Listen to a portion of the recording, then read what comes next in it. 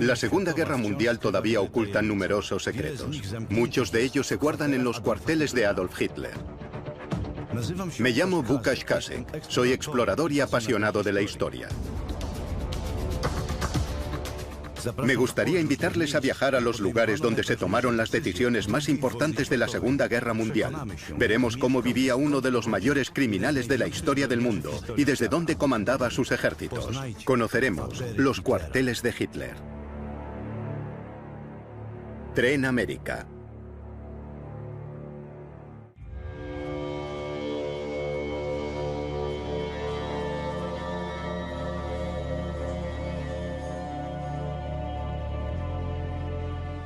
Hitler estaba paranoico con su seguridad.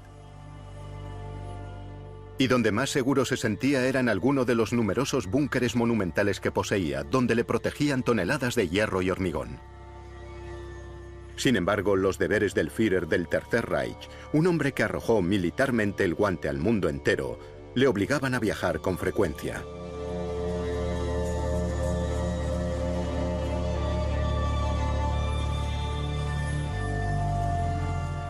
El Tren América era el medio de transporte favorito del Führer y se fabricó siguiendo órdenes directas suyas. La primera vez que se usó el tren como cuartel general móvil fue en 1939, cuando el ejército nazi de Hitler atacó Polonia. La composición del tren podría compararse con la del Air Force One, que transporta al presidente de los Estados Unidos. Sin embargo, Hitler no eligió el avión como método de transporte. ¿Por qué? Porque le aterraba volar. Y debido a esa poderosa fobia, y a muchas otras, decidió encerrarse en este tren blindado, del que aquí se conserva una reconstrucción.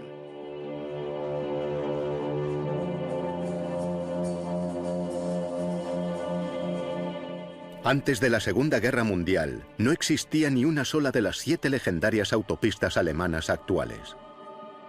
Viajar en tren, por lo tanto, no era inusual. Pero había un tren único, el de Adolf Hitler. Sus vagones habían sido fabricados especialmente para él, y Hitler los había encargado a través del Deutsche Reichsbahn, los ferrocarriles alemanes, ya en 1933.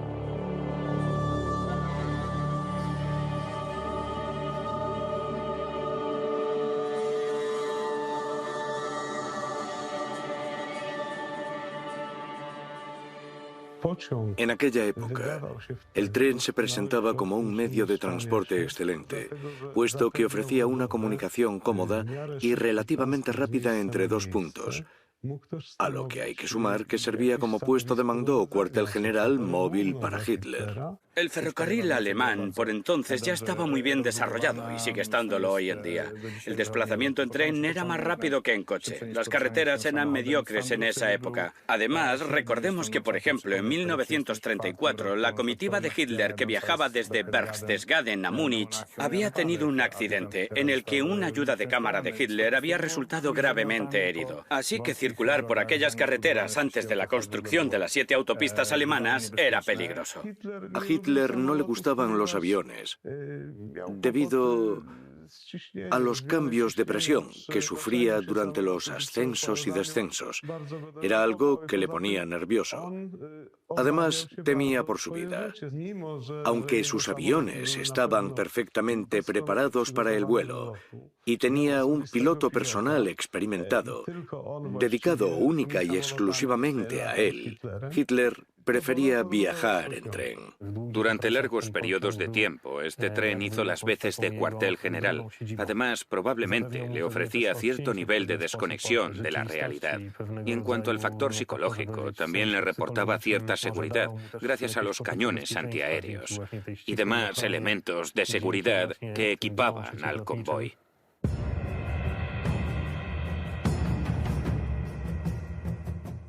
El tren tenía una docena de vagones, cada uno de los cuales tenía un propósito específico. Tanto en la cabecera como en la cola había un vagón de defensa antiaérea.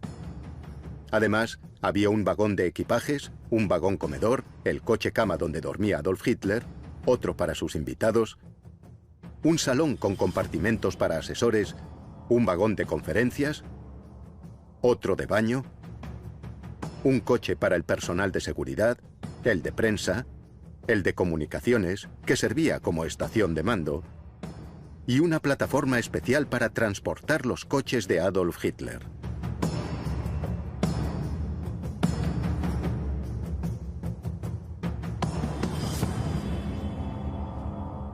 Esta bestia sobre ruedas remolcaba 16 vagones. Cada uno de esos vagones blindados pesaba 60 toneladas. Para remolcar tal masa de acero, su locomotora quemaba grandes cantidades de combustible. Para un recorrido de 200 kilómetros se necesitaban 7 toneladas de carbón, además de 30 de agua. Pero no había tiempo para repostar. Otra máquina de vapor esperaba preparada en vía muerta, y el cambio se realizaba en apenas 2 minutos. Para completar los 1000 kilómetros que separan Berlín de París, era necesario cambiar de locomotora 4 veces. Y se necesitaban 8 horas para poder viajar 300 kilómetros. No era extraño que el América fuese remolcado por 2 locomotoras, una de las cuales era de reserva, por si se averiaba la primera. La locomotora alcanzaba velocidades de hasta 80 kilómetros por hora. Y sumando su peso al del vagón del carbón, el total era de 140 toneladas. Se fabricaron casi 6.300 unidades de las locomotoras de vapor de la serie BR-50, y probablemente fue la serie de este tipo de locomotora que más se produjo.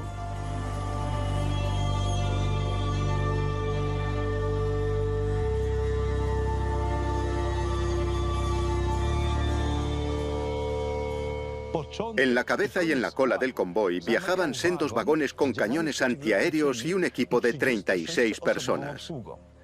Solo en un coloso armado de tal manera, Adolf Hitler se sentía seguro.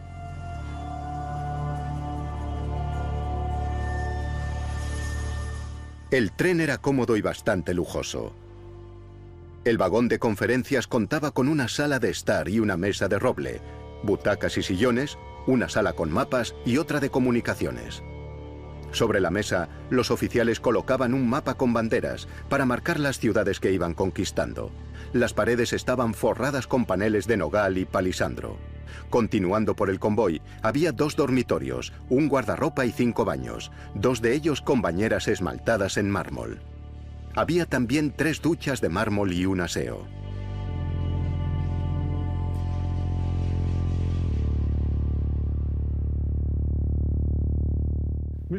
Yo creo que cuando a Hitler se le ocurrió la idea de este tren y aprobó su equipamiento, intentó mantener cierta apariencia de modestia, de modo que el tren estaba equipado con los mejores materiales, pero no era, podríamos decir, de un lujo obvio. Y en lo que respecta a otros trenes de los líderes nazis, Goering, sin duda, había decorado el suyo con muchos más lujos. Usó muchos materiales de primera calidad, buscando la suntuosidad, es decir, que rezumaba lujo por todos sus vagones. Podemos decir que, en lo que respecta al estilo del interiorismo, el tren tenía un diseño completamente diferente, algo que en gran medida se debía a un cierto ascetismo, pero también había muchas referencias subyacentes al Art Deco y el modernismo. No obstante, tenía poco del esplendor de los trenes imperiales.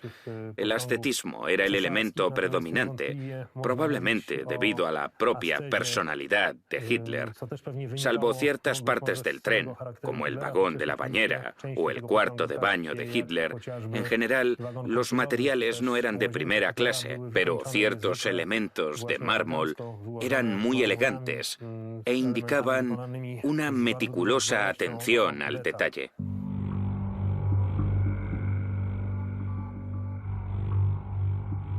El tren de Hitler básicamente era una fortaleza móvil.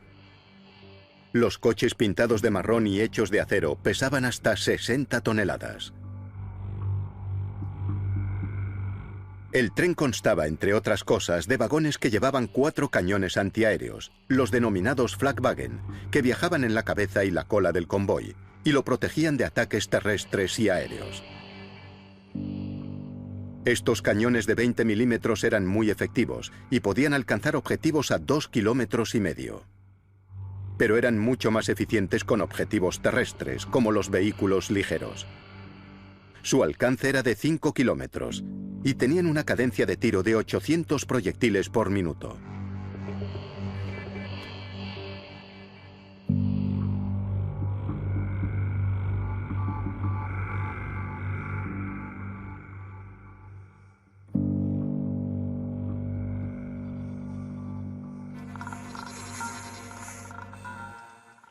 Con una seguridad así, Adolf Hitler podía sentirse a salvo, aunque en realidad los cañones nunca llegaron a utilizarse. El Tren América tenía una medida de protección más determinante, puesto que sus horarios eran el secreto de Estado mejor guardado. A los empleados del ferrocarril se les informaba de que iba a pasar un tren bajo supervisión especial, literalmente en el último minuto, pero ni entonces les decían quién viajaba en él.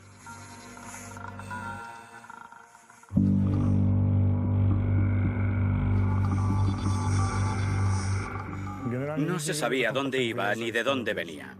Antes de cada viaje del tren se garantizaba la protección de la ruta que seguiría el convoy. La línea férrea y todas las instalaciones técnicas asociadas a ella quedaban bajo protección de la Wehrmacht y de la policía ferroviaria.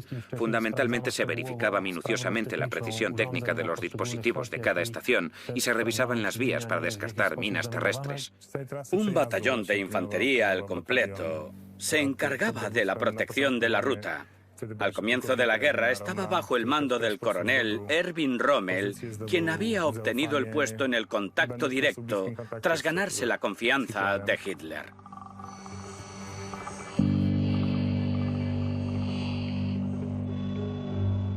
La totalidad de la ruta del tren estaba vigilada para que nadie pensase en hacerle ningún daño a Hitler.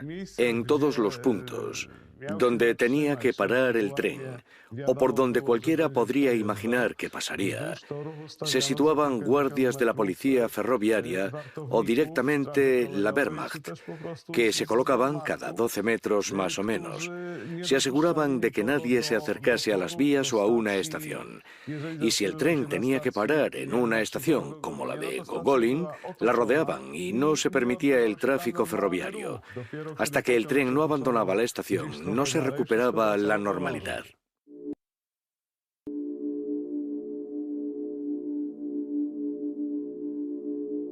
...3 de septiembre de 1939. Tras el ataque a Polonia, el Tren América, con Hitler a bordo, inició su primer viaje con rumbo al este. El 4 de septiembre, el convoy se detuvo en el andén de Bad Polny, también conocido como Polchinastrój.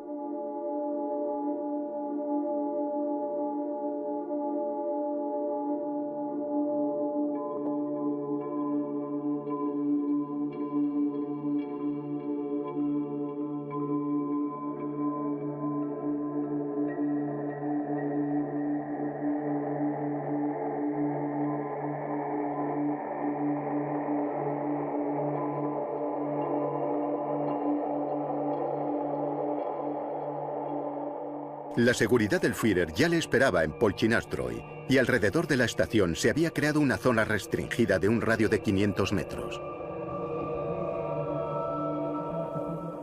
No podía haber ningún objeto sospechoso, paquetes, maletas ni cajas en los andenes. La policía, miembros de las SA y las SS comprobaban los vehículos aparcados en las proximidades. Los pasajeros del tren especial pasaron la noche en vagones rodeados por un cordón de las SS.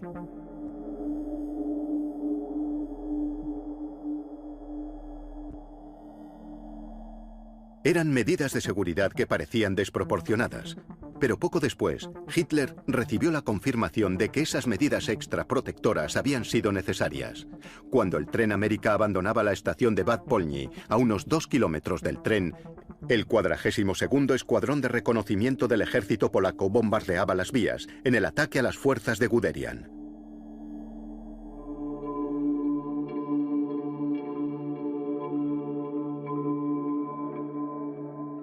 Hitler iba a visitar Gruznia, cerca del río Vístula, en coche. Cuando inició ese viaje, el tren se quedó estacionado en Bad Polny para subir suministros.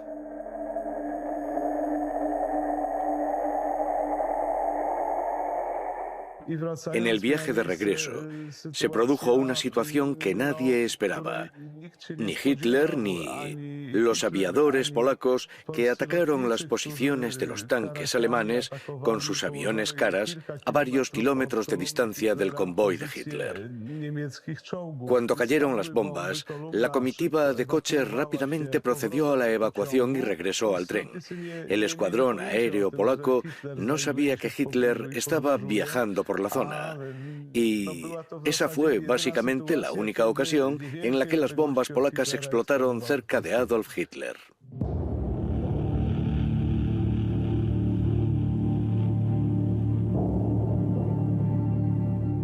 La secretaria de Hitler, Christa Schröder, escribió: "Se cree que los polacos vieron la comitiva del Führer, y naturalmente era un gran incentivo para los soldados enemigos porque tenía un colosal significado moral para ellos. Pero ver al Führer en la zona de peligro me parece un riesgo demasiado grande para nuestro adorado Hitler".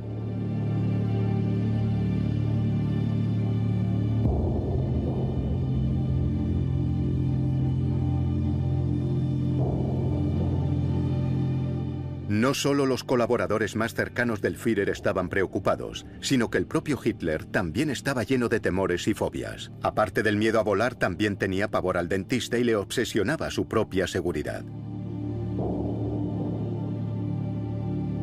Incluso observaba a sus enemigos para encontrar la mejor forma de protegerse.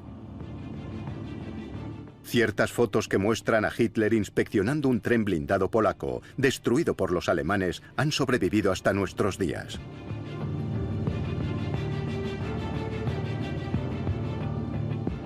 Se ve el cráter de una bomba y un tren volcado. Los vagones descarrilaron y acabaron volcando. Hitler inspeccionó esos vagones blindados con interés. Y al parecer midió el grosor del blindaje con una regla.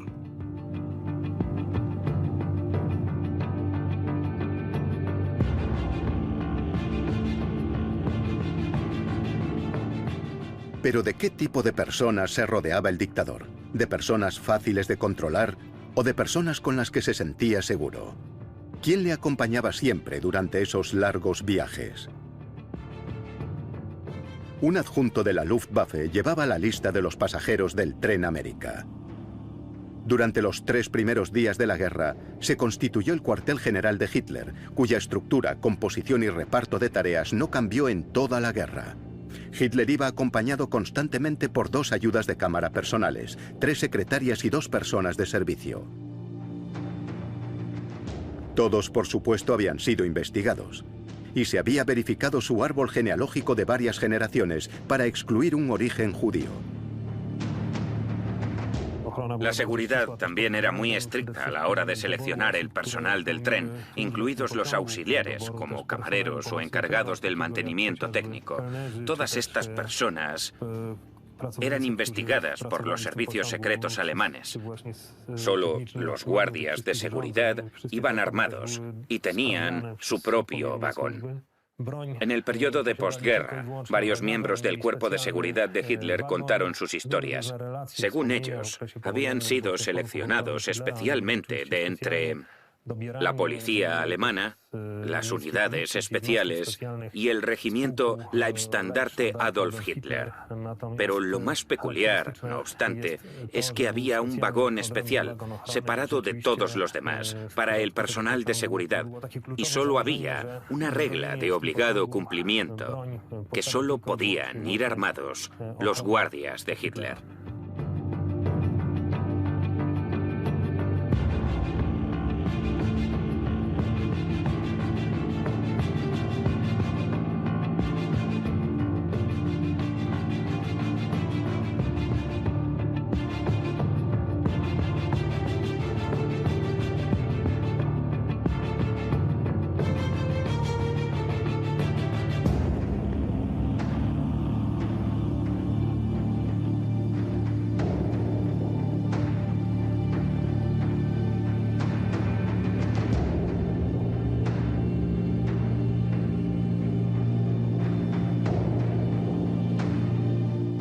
La seguridad no solo protegía a Hitler. Entre los pasajeros habituales del América se encontraban también sus colaboradores más próximos.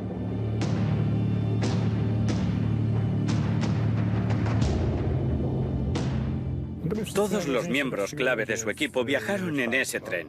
Iba acompañado por el Dr. Brandt, por Keitel, el jefe de prensa, por Speer, el ministro de armamento, y por varios militares más con Keitel al timón. Si sumamos a eso ordenanzas y secretarias, supone un total de varias docenas de personas.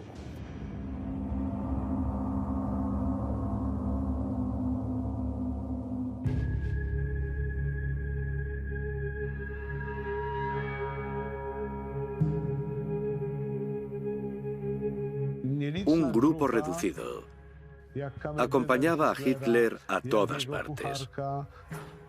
Dentro de ese grupo se encontraban su mayordomo y su cocinero, y siempre estaban a su servicio personal.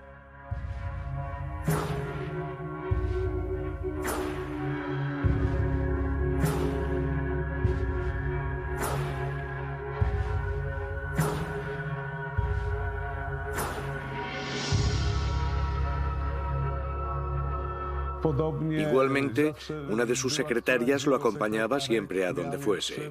Tenía 3. Y aunque no las necesitaba a todas en sus viajes, 1 o 2 siempre viajaban con él.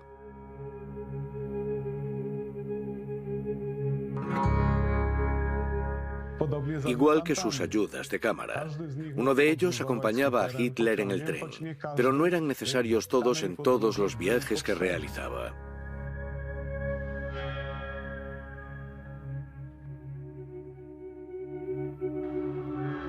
El Tren América era un puesto de mando móvil que se movía con el frente de la Segunda Guerra Mundial.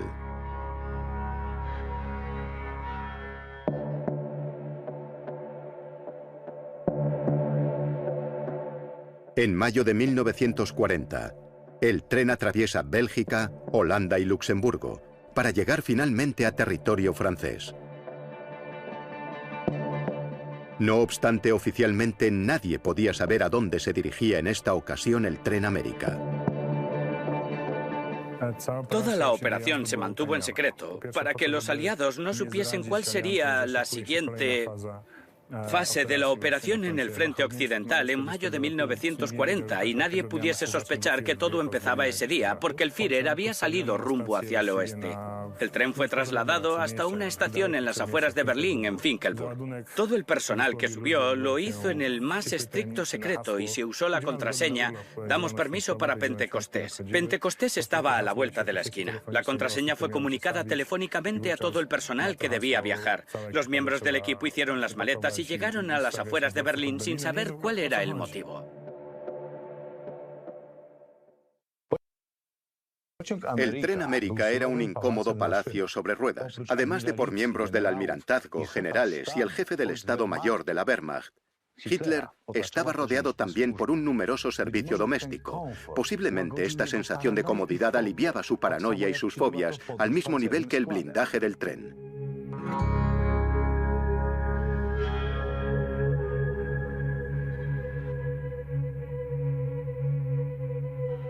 En el vagón salón, Adolf Hitler se encontraba con su peluquero personal, que le cortaba el pelo regularmente, cada 2 semanas, aunque el Führer se afeitaba él mismo.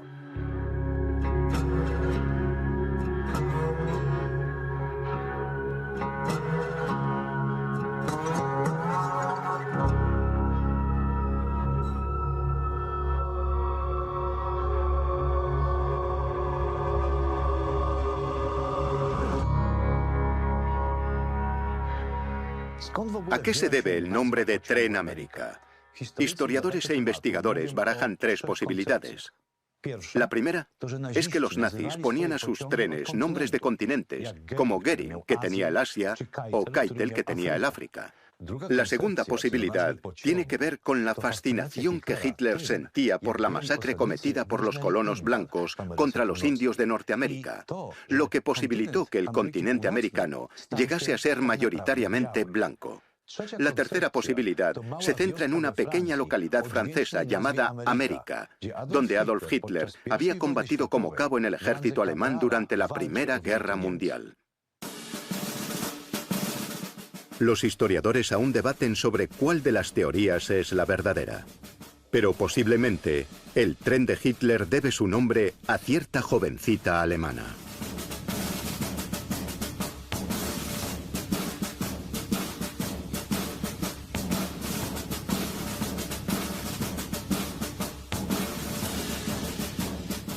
Según la leyenda, a Hitler le gustaba una canción de marcha de las Fuerzas Armadas que tenía por título Erika. Esa canción tenía un texto sentimental sobre una tal Erika que era una chica preciosa, a la que le gustaba correr por los pantanos. Un soldado le escribía cartas durante la guerra y al final regresó con ella cuando ésta terminó. Era la canción de marcha de las Fuerzas Armadas porque era muy rítmica, como otras marchas alemanas. A Hitler le gustaba mucho el ritmo de esta marcha y decidió asociarla con su tren. Añadió 2 letras a Erika, el prefijo AM, y creó así América, pero nadie sabe realmente si eso es cierto.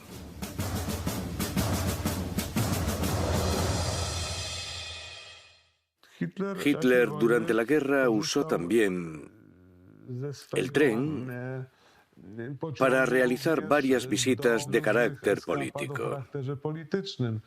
Se reunió con Mussolini en el Paseo del Brennero y también se acercó hasta la frontera franco-española para reunirse con el general Franco y convencerlo de que declarase la guerra a Gran Bretaña y atacase Gibraltar. Fue uno de los viajes en tren más largos de Hitler porque tuvo que recorrer casi 1.500 kilómetros. En octubre de 1940, el América viajó hacia el sur de Europa. Hitler se disponía a reunirse con el general Franco. Confiaba en que España se uniese en su lucha contra Gran Bretaña, el único estado del occidente de Europa que todavía se le resistía. Sin embargo, en Hendaya, el tren hubo de detenerse porque el ancho de vía español difería del francés.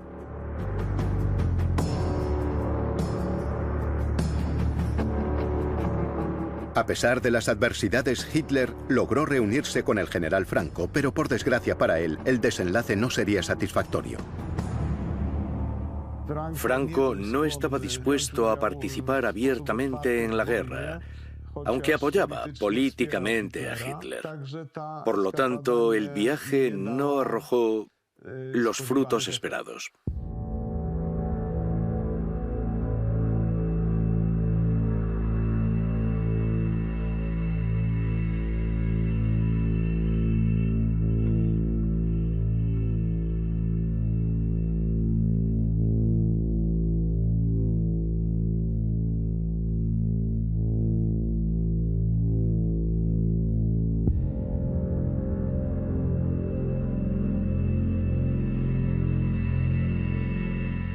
Tras la reunión con Franco, Hitler regresó a la estación de Montoire-sur-le-Loire. Allí se vio con Pétain, y sus conversaciones con él tuvieron un desenlace más prometedor. La reunión de 2 horas inició la cooperación franco-germana, naturalmente bajo las condiciones alemanas.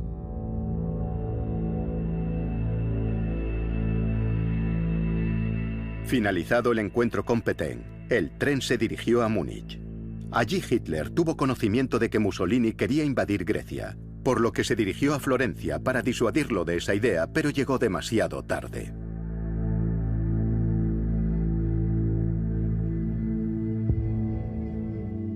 El tren normalmente contaba con varios vagones especiales, entre otros uno equipado con un suministro de energía auxiliar, el vagón generador, un vagón salón, uno de conferencias y uno de comunicaciones. Todo lo necesario para gobernar de forma eficiente el Tercer Reich estaba instalado en este tren.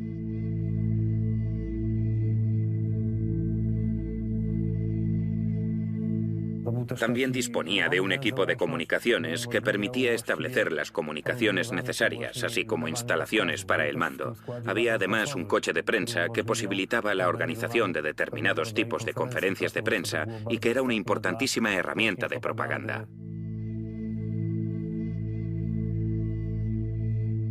El jefe de inteligencia del SD escribió estos comentarios sobre las operaciones en el vagón de comunicaciones. El sistema de información y comunicación en los trenes especiales funcionaba sorprendentemente bien. Teníamos todos los equipos necesarios telegráficos y radiofónicos, y en cada estación podíamos contactar inmediatamente con las autoridades administrativas del Reich. Gracias al tren, Hitler podía viajar con todo su equipo. Además, tenía que ser móvil y rápido, y siempre le seguían coches blindados y un avión.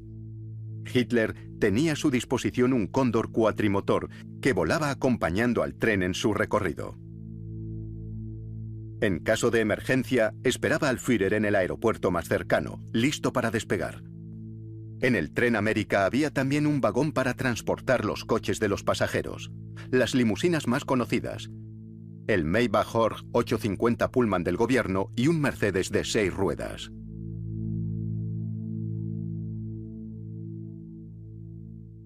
Cada viaje del tren suponía, en primer lugar, asegurar toda la vía férrea, con el uso del ejército y la policía ferroviaria, además de asegurar las infraestructuras de la vía, como puentes, alcantarillado, cruces y semáforos.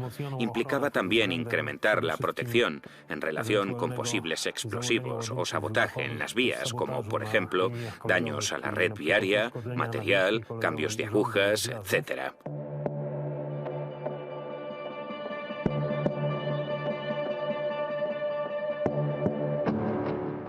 Además, todas las notificaciones relacionadas con el paso del tren especial se hacían en el último momento, sin informar de qué tipo de tren era o quién viajaba a bordo. El control de tráfico estaba obligado a detener todo el tráfico de la sección indicada y a suspender o paralizar maniobras para permitir el paso del tren especial. Así se garantizaba la seguridad con la circulación de dos convoyes idénticos, de modo que no se supiese de facto en cuál viajaba Adolf Hitler. Esas precauciones eran necesarias, porque cada día adicional que duraba la guerra, Hitler temía más por su vida. La inteligencia británica siguió intentando eliminar a Hitler hasta los últimos días de la guerra. Contemplaron incluso el envenenamiento del suministro de agua al tren. Pero entonces el mando de las fuerzas especiales británicas se convenció de que dejar a Hitler vivo sería mucho mejor para el curso de la guerra por las decisiones estratégicas absurdas que estaba tomando, mientras que si lo hubiesen matado se habría convertido en un mártir y además es posible que el mando alemán hubiese empezado a comportarse de una forma más racional. En abril de 1941 el tren América llegó a los Alpes austríacos, desde donde Hitler dirigió la invasión de Yugoslavia. Su intención era crear un corredor hasta Grecia para dar apoyo a Mussolini.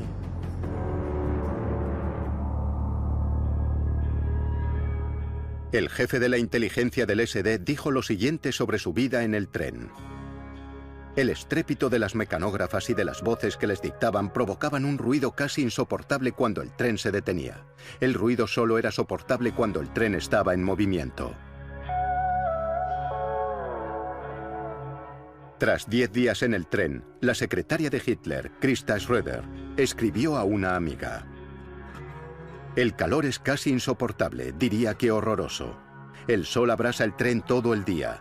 Y dentro de nuestros compartimentos cerrados estamos expuestos a un calor tropical. Me he hinchado y estoy realmente horrible».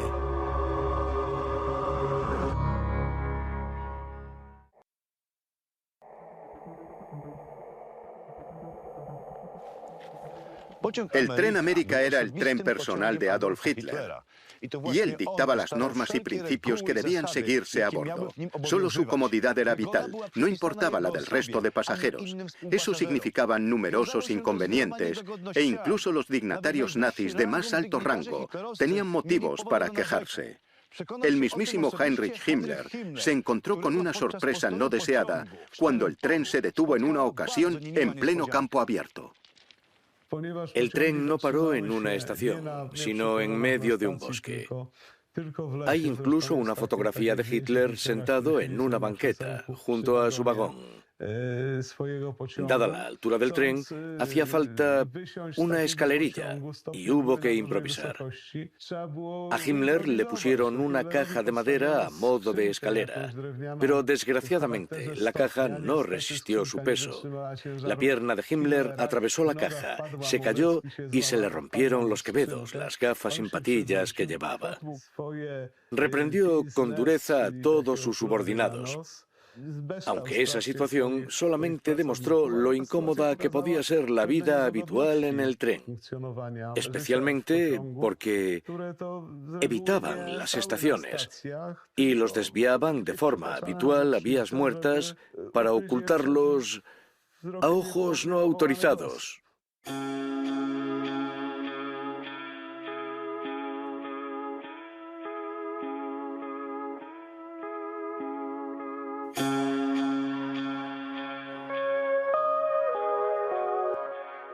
En el tren hacía calor y había mucho ruido, pero a nadie se le ocurría quejarse.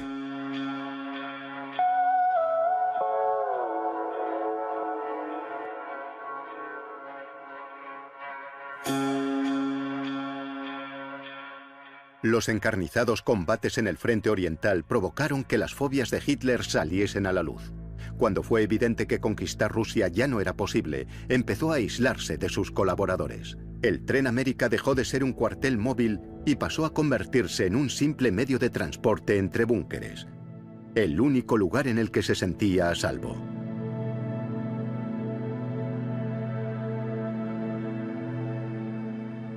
Literalmente en todos los lugares a los que viajaba, exigía que se construyesen refugios subterráneos para su tren especial América. Aquí no tuvo que hacerlo. Los túneles naturales excavados en la roca habían servido como refugio para trenes especiales ya desde los albores del siglo XX. Si Riese y el castillo de Kiev hubiesen sido utilizados como cuarteles para el líder del Tercer Reich, ninguna bomba inglesa, estadounidense o soviética habría podido penetrar en los 180 metros de roca maciza. Incluso hoy, este sigue siendo el túnel de tren más largo de Polonia, con más de 1.500 metros de largo.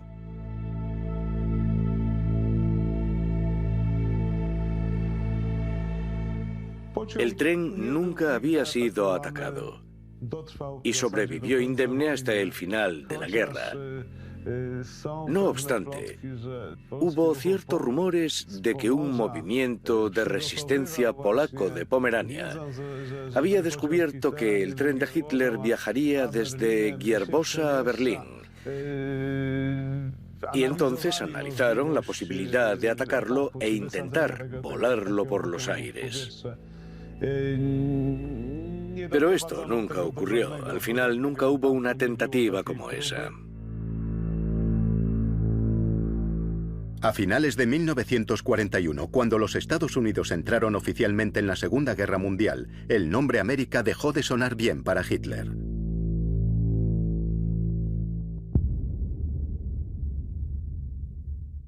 Considerando que los Estados Unidos de América habían entrado en la guerra contra Alemania y que habían aterrizado en el norte de África, el nombre ya no parecía adecuado. El tren fue rebautizado como Brandenburg. Al menos ese nombre era puramente alemán.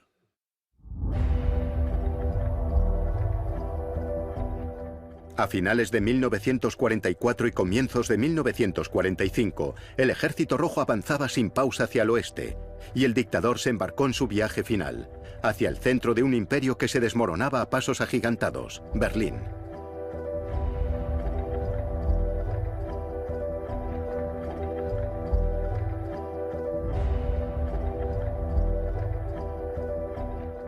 El 16 de enero de 1945, Hitler llega a Berlín.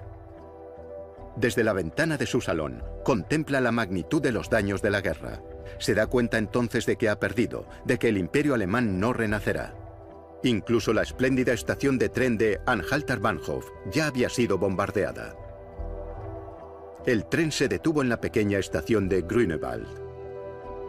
El Führer había pasado por allí en numerosas ocasiones, al igual que otros trenes especiales que transportaban sobre todo prisioneros judíos camino de los campos de exterminio.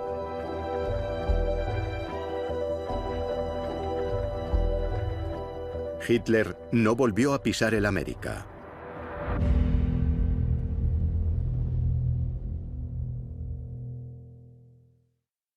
El vagón de Hitler fue volado en Austria por los alemanes cerca del fin de la guerra, porque no querían que su vagón se convirtiese en un símbolo del triunfo sobre el Tercer Reich. Lo que más les preocupaba a los alemanes era que este tren pudiese desempeñar un papel similar al del vagón en el que se firmó el armisticio de Compiègne, ese vagón que se había convertido en un símbolo de la humillación alemana.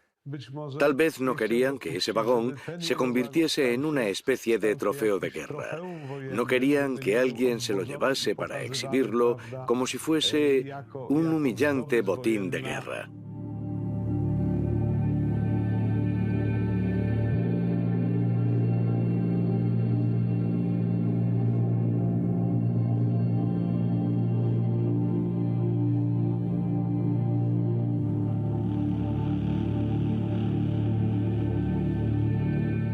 Lo quemaron, le lanzaron granadas. Y el vagón en el que Hitler había vivido ardió. No quedó nada, salvo un amasijo de hierros quemados, para que nadie pudiese usarlo nunca para humillar a Alemania. Hitler dio la orden en 1945 de no dejar tras de sí nada, salvo tierra quemada. Ordenó destruir fábricas, puentes, infraestructuras, para que no cayesen sobre todo en manos rusas.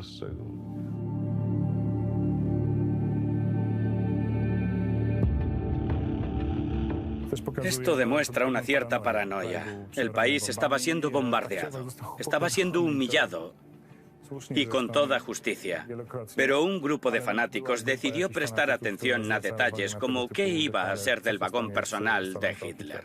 El resto de los vagones de esos dos trenes, como el resto de los vagones de otros trenes, fueron usados por los estadounidenses y por varios comandantes ingleses y estadounidenses en Alemania. Y finalmente el primer tren del gobierno de Adenauer se creó a partir de esos trenes. Durante mucho tiempo, los ferrocarriles alemanes de la República Federal también usaron esos trenes, porque eran muy modernos, tremendamente cómodos y técnicamente bien diseñados. Algunos se conservan hoy en día. Incluso los vagones de defensa antiaérea se convirtieron en vagones técnicos una vez retirados los cañones. Y siguieron operando en los ferrocarriles alemanes hasta casi los años 80 del siglo XX. Aún se utilizaban a comienzos de los 80 y posteriormente, ya retirados del servicio, fueron trasladados a un museo del ferrocarril alemán, donde continúan en la actualidad.